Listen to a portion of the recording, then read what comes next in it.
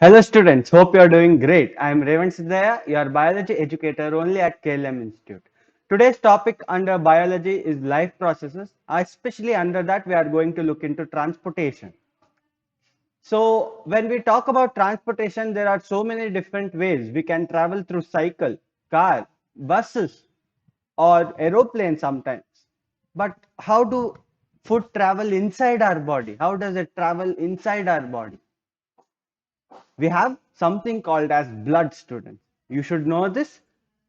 But what does blood contain? Blood contains something called a fluid substance known as plasma. And plasma also contains RBCs and WBCs. They also contain other elements. We'll look into that later. First, let us see how what does plasma transport. It transports food. Whatever the food we eat, the energy needs to be transferred.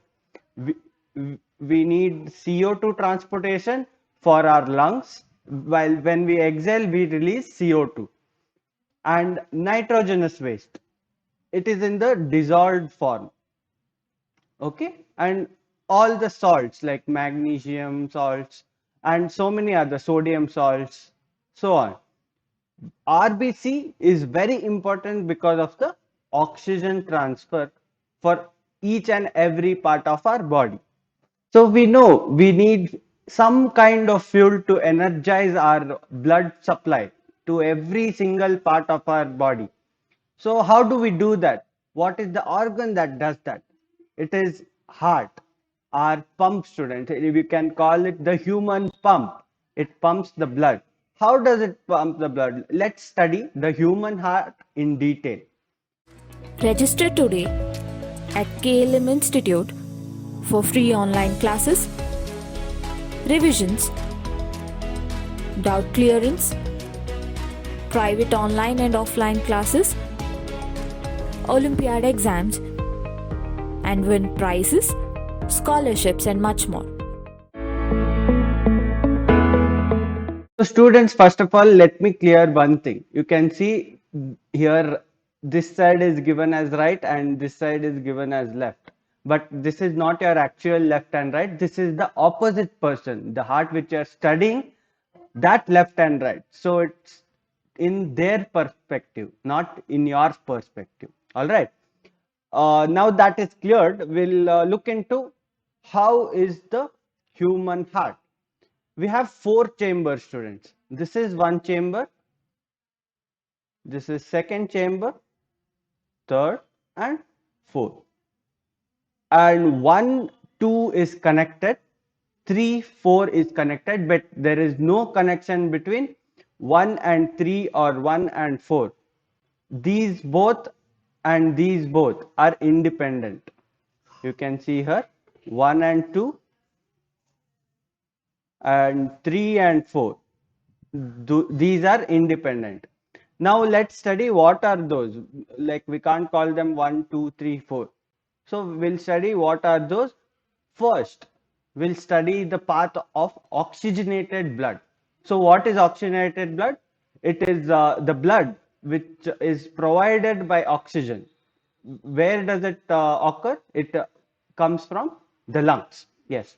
And why do we need oxygenated blood? It to energize our body. So pulmonary veins, you can see here, this is the pulmonary veins. This is the first part where the oxygenated blood comes into the heart. It enters the heart using pulmonary veins. All right, it goes into left atrium.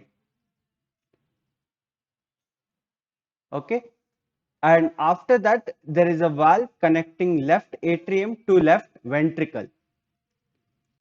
So the blood goes into left ventricle. As soon as the blood goes into the left ventricle, it contracts suddenly, which causes the pump action, and it leaves the heart using aorta. Please note the spellings here. I have used a small table to represent path of oxygenated blood. Let us take a different color for deoxygenated blood. Let's take blue person. So from the aorta, where does the deoxygenated blood goes? It goes to all our parts, to hands, to our brain, everywhere. Now, where do we get? Let's see the path of deoxygenated blood. All right. How does the deoxygenated blood enter the heart? It enters from vena cava. It's not so important. Let me take a different color.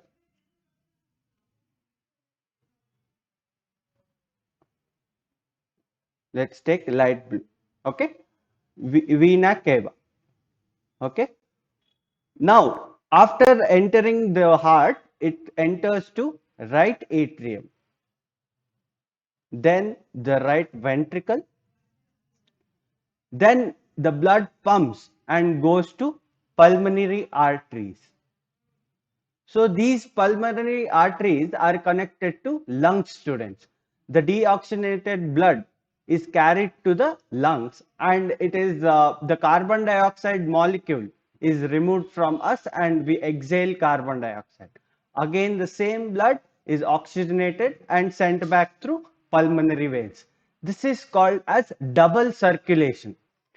Let's see the flow of blood in humans. So this is the heart, students. We have four chambers here. Try to label this one, two, three, four. Pause the video and try to label what are the parts of the heart. Okay. Now let's see the flow of blood in us. Veins collect the blood and bring it to the heart.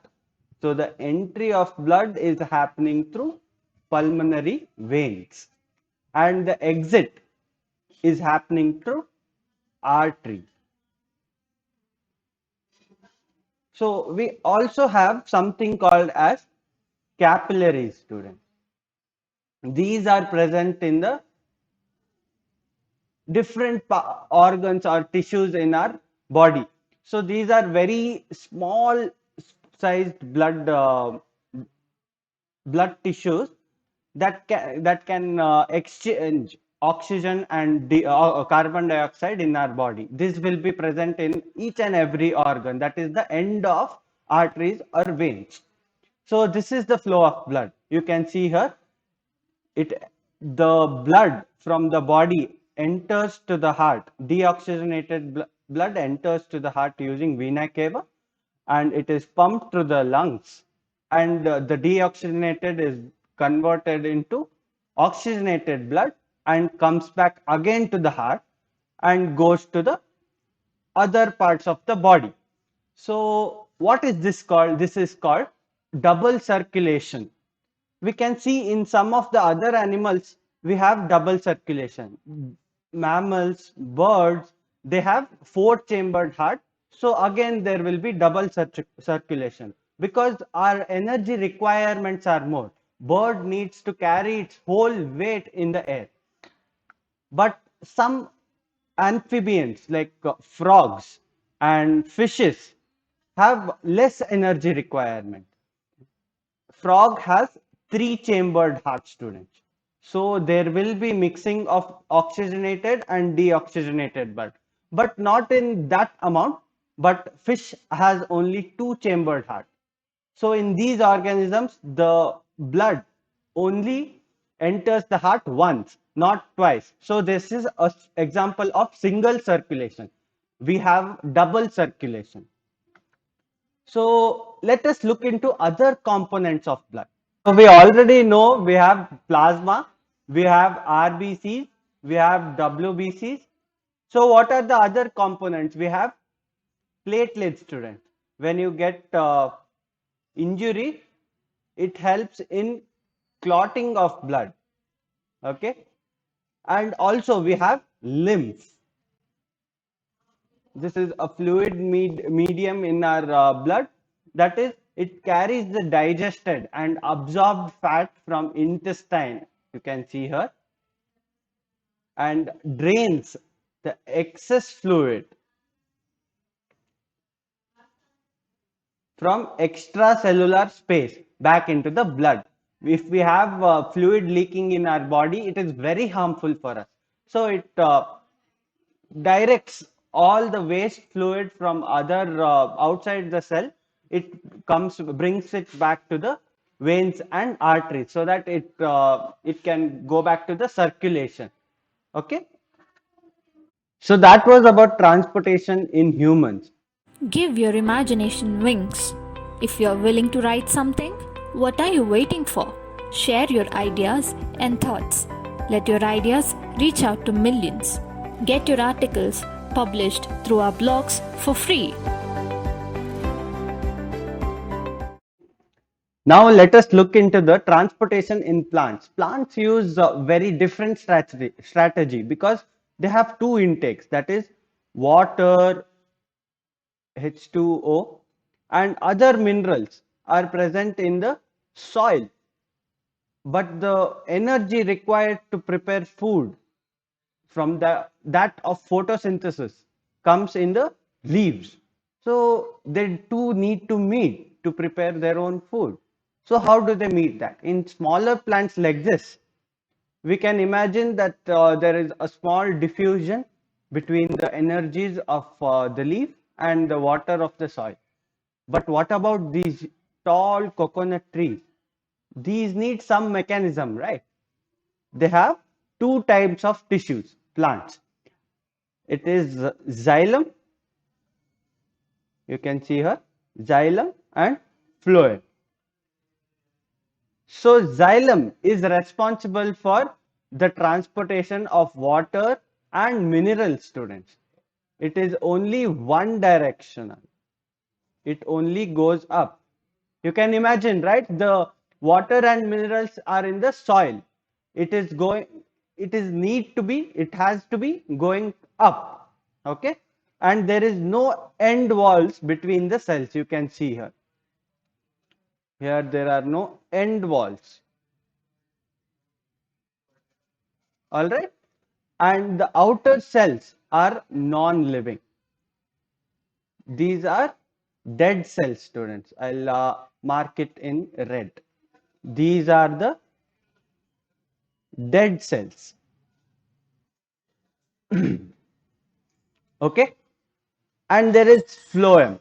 This is responsible for the transportation of organic molecules like amino acids and so on. The end walls are sieve plates. This is like your filter, students, your chai filter. It it selectively chooses an organic molecule and transport it, and it is a two-way movement because some leaves are down, some leaves are up. It needs to go and travel in all directions. Cells are mostly living, but they need support.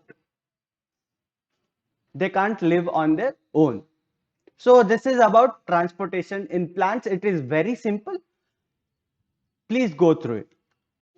Hope you all have understood and enjoyed the transportation part of life processes. Please check out the other videos. Thank you so much. Have a great day.